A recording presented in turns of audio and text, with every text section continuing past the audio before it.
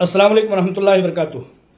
दोस्तों, इस दरमियान में हीरा ग्रुप ऑफ कंपनीज के सिलसिले में बहुत सारे अहबाब का फ़ोन कॉल इस मौजू को लेकर के दस्तयाब हो रहा है, जो ये पूछते हुए नज़र आ रहे हैं कि हीरा ग्रुप ऑफ कंपनीज की अपडेट क्या है। तो इस जवाब में मैं चूँकि तमाम लोगों को बताना चाहता हूँ कि आप लोग मुतमईन रहते हुए मेरा ये जवाब मजमूई तौर पर हासिल कर लें कि चूंकि 5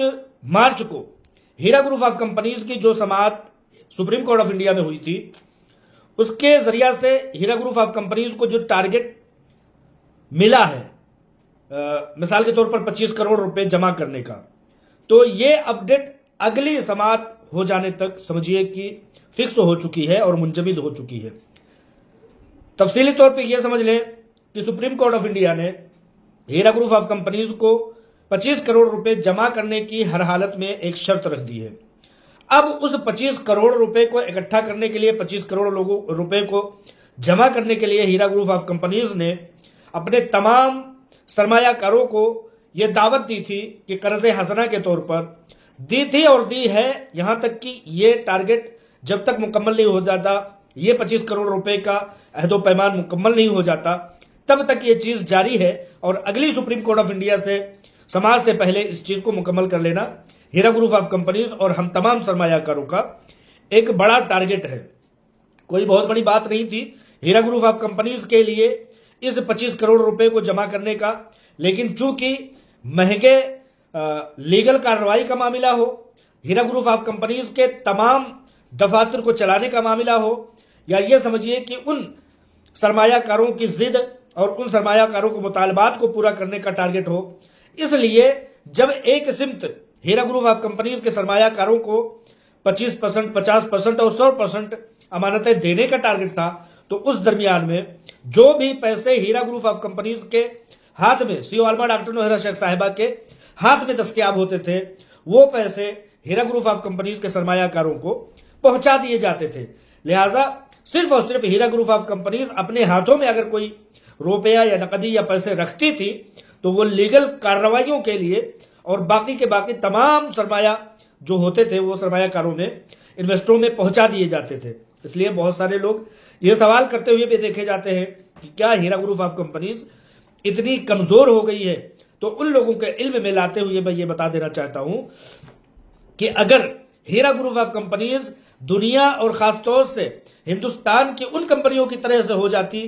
कि भाई सरमायाकारों के ऊपर जो भी इतना है बीते, जो गुजरना है गुजरता रहे, हमें उससे मतलब नहीं है, हम पहले अपनी कंपनी को चलाने का और सीईओ आलमा डॉक्टर नौहरा शेख साहिबा को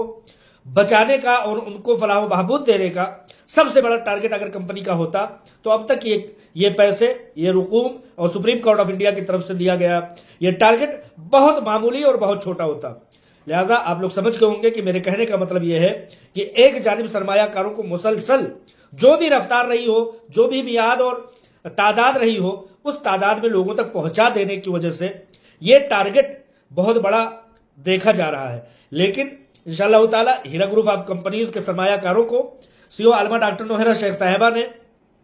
माली तौर पर पहली बार उनको पुकारा है। दूसरी कंपनियों की तरह से हमेशा जो है सरमायाकारों पर छोड़ देने का उन्होंने कभी नहीं दिखाया कि हम जो है सरमायाकारों पर इस मामले को छोड़ दें। आज जब हालत यकमुश्त 25 करोड़ रुपए और पिछले 8 या 7 सालों से कंपनी को बंद हो जाने के बाद ये बड़े रकम की एक टारगेट को पूरा करना, तो जाहिर सी बात है ऐसे वक्त में जबकि कंपनी चल नहीं रही थी, सरमायाकार जो है पूरे तरह से जो है अपने पैसे लेने के लिए जिद पर थे और लोगों को पैसे मिल भी रहे थे, कानूनी कार्रवाइयों के बड़े टारगेट पूरे भी हो रहे थे, लीगल फाइट लड़ी जा रही थी, तो ऐसे भी ये चीज बड़ी हो जाती है। लिहाजा मेरे कहने का कुल मतलब यह है कि इस दरमियान में जब तक कि अगली सुप्रीम कोर्ट की अपडेट, अगली सुप्रीम कोर्ट की सुनवाई नहीं हो जाती, कोई नई अपडेट आने के लिए आप लोग इम्कान न रखें, आप लोग तवक्को न रखें। इस दरमियान में अगर कोई अपडेट है तो वो है कर्ज हसना का मुतालबा, जो कि हीरा ग्रुप ऑफ कंपनीज और उसकी सीईओ आलमा डॉक्टर नौहरा शेख साहिबा ने तलब किया है लोगों से, और लोगों को इसमें आगे आना चाहिए। क्योंकि जैसा कि मैंने अभी बताया कि अभी तक कंपनी ने किसी को भी ये नहीं कहा कि आप आगे आइए और कंपनी को बचाइए और कंपनी के साथ लड़िए, फाइट कीजिए। आज सिर्फ और सिर्फ लड़ने का पूरा जिम्मा जो है सीईओ आलमा डॉक्टर नौहरा शेख साहिबा ने अपने कंधे पर लिया है, लेकिन एक कर्ज हसना के तौर पर, जिसको कि इंशाअल्लाह ताला अल्लाह ताला कर्ज हसना का बदल आप लोगों को तो पता ही है कि क्या है, लेकिन अगर इंशाअल्लाह ताला हो भी जाएगी, कंपनी सुरखुरुई से दो चार होगी, तो इस चीज का बेहतर से बेहतर अजर देने का सीईओ आलमा डॉक्टर नौहरा शेख साहिबा वादा रखती हैं, उम्मीद रखती हैं, और इंशाअल्लाह ताला ये चीज पूरा हो जाएगा। मैं अपने तमाम इंसाफ पसंद भाइयों से, चूंकि रमजान था तो लोगों का एक जहन ये था कि शायद ये कर्ज हसना का टारगेट सिर्फ और सिर्फ रमजान में होगा, लेकिन नहीं, ऐसा नहीं है। रमजान के खत्म हो जाने के बाद भी कर्ज हसना मुकम्मल चलता रहेगा जब तक कि यह टारगेट पूरा नहीं हो जाता। मैंने पिछले वीडियो में यह बताया था कि 500 रुपए से लेकर के अगर इतनी तादाद, 1000 रुपए को लेकर के अगर इतनी तादाद, 25,000 रुपए को लेकर के अगर इतनी तादाद, 50,000 रुपए को लेकर के और 1 लाख रुपए को लेकर के इतनी तादाद इकट्ठा हो जाती है तो इंशाअल्लाह ताला चुटकियों में ये टारगेट पूरे हो जाएंगे और हीरा ग्रुप ऑफ कंपनीज फिर से तकवीत में आ जाएगी। लेकिन कानून को समझना चाहिए, जजेस को समझना चाहिए, सुप्रीम कोर्ट ऑफ इंडिया को यह बात समझना चाहिए कि एक तरफ सुप्रीम कोर्ट ऑफ इंडिया ने, एक तरफ ईडी ने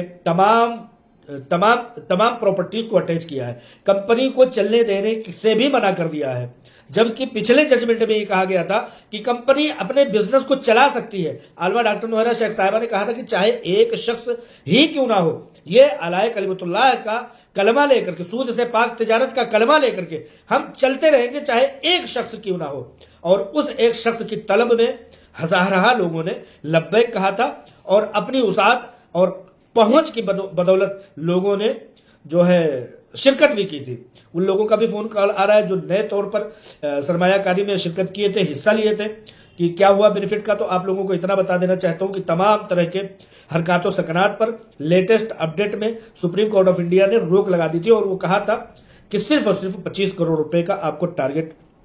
अब देखना है, इसके अलावा कोई अमल दखल हरकतों सकनात नहीं करना है। तो हर किसी के लिए ये चीज समझिए कि अपडेट हो जाती है, लिहाजा अपडेट के लिए परेशान नहीं हुई है जब तक कि 3 महीने की मुद्दत पूरी नहीं हो जाती। 3 महीने की मुद्दत target supreme court of India ने दिया था। 3 महीने का वो टारगेट जो है वो जून के महीने में पूरा होता है। उस जून के महीने में जब ये टारगेट पूरा होता है तो गर्मियों के सुप्रीम कोर्ट में छुट्टी हो चुके होंगे, तो लिहाजा अंदाजा ये किया जाता है कि जब जुलाई में सुप्रीम कोर्ट ऑफ इंडिया जब ओपन होगा, रीओपन होगा, खुलेगा छुट्टियों के बाद, तब ये हमारी डेट आएगी। लिहाजा जुलाई तक किसी नए अपडेट की कम से कम आप लोग तवक्को ना करें। आप यही समझ लें कि कर्ज हसना के तौर पर उन 25 करोड़ रुपए को पूरा करने का टारगेट अभी supreme Hira group of companies को है।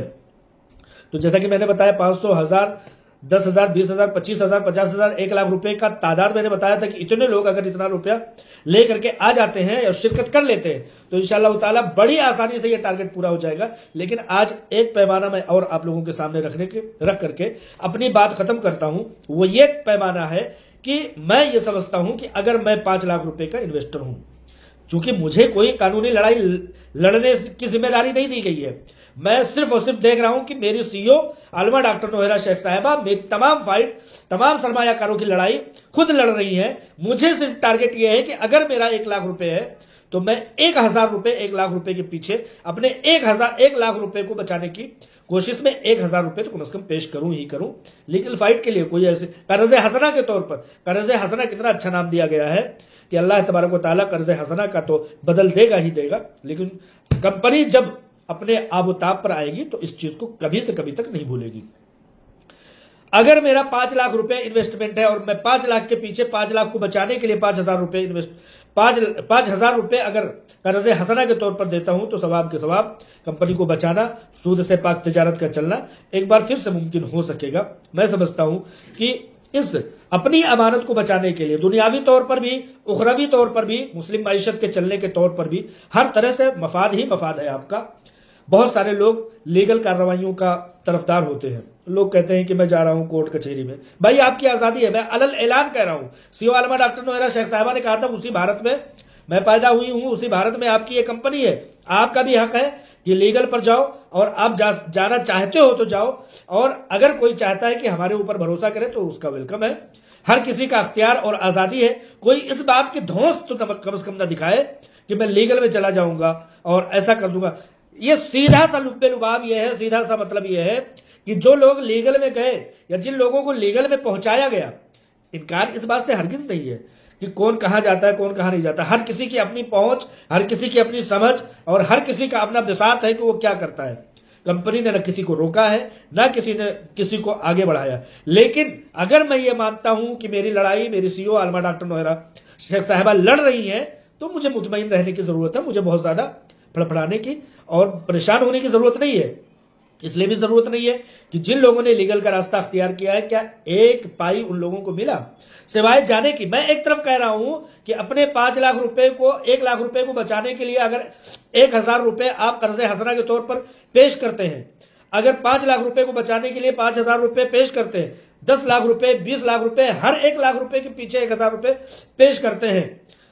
तो कोई बहुत बड़ी बात नहीं होगी। लेकिन अगर कानूनी कार्रवाई की तरफ जा रहे हैं तो मैं समझता हूं कि जिन्होंने लीगल कार्रवाई की होगी, अभी मेरी एक ताहिरा आपा करके हैं, उनको भीख मांगने की जरूरत पड़ गई। लीगल में गई थी वो, ठीक है, उनको लोग समझाते थे लीगल में मत जाइए, बहुत लंबी है ये कानून कचहरी की लड़ाइयां, मत जाइए, आपकी चप्पलें घस जाएंगी। मैंने देखा कि वो हाथ में अपनी चप्पल लेकर के घूम रही थी।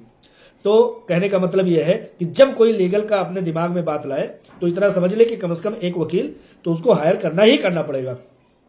अपने कामों को, कामकाज को छोड़ करके तो जाना ही जाना पड़ेगा।